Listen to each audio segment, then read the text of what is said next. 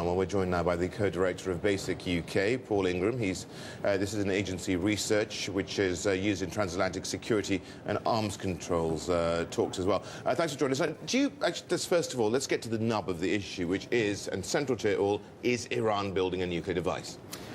I don't think anybody can say for certain. I think the United Nations have come to the opinion that they are building a capacity. The IAEA, the International Atomic Energy Agency, seems to have a very strong sense that that Iran is moving towards acquiring the technology to give it the options. I mean, anybody in markets knows how valuable options are. That's what Iran's going for, so that sometime in the future it might decide to go down the nuclear weapon route. Well, they've gone down the sanctions route anyway so far. It hasn't worked. What needs to be done, and what sort of sanctions could actually get the regime there to look again? Well, it's very difficult because I think a lot of people within Iran actually quite like the idea of being isolated. I mean, the people within the regime itself, because that isolates the population and the regime from the more social pressures, which actually could create regime change. It's regime change they really worry about, rather than these pressures of the sanctions. So regime change is perhaps what needs to be done then in order to solve this issue. So but how we can do that? Well, what about sanctions on the bank accounts of some of the leaders of the regime? Well, you see, that will make us feel better. It will punish them, and if that's what we want to do, then that's fine. But actually, in terms of changing their behaviour, I'm very unconvinced that that will have any real impact. OK, if we talk about regime change, we've heard many comments, including from Hillary Clinton, Secretary of State there of the US, saying that it's in effect now a military dictatorship. Would you go along with that?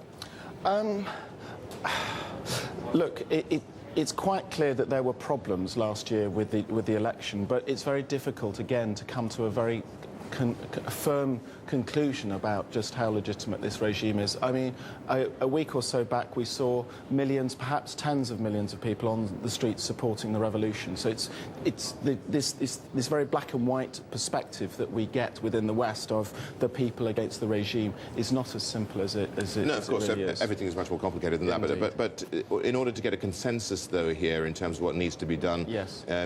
You know, we have also Brazil, Russia, China. We've got different viewpoints as to what's going on in Iran as well. So talk us through that. OK, so these other countries, who are incidentally essential if we are going to build the consensus required even for the next round of sanctions, let alone any stronger action, they see Iran as much more subtle. They do fear a nuclear Iran. They do fear that Iran is going down this route of acquiring the option and could then create real trouble in the region. But they also feel that the West, Europe and the US is acting rather heavy-handedly towards the regime, and that it needs to actually open the channels more to negotiation. Quiet diplomacy is obviously the route that many people have suggested here.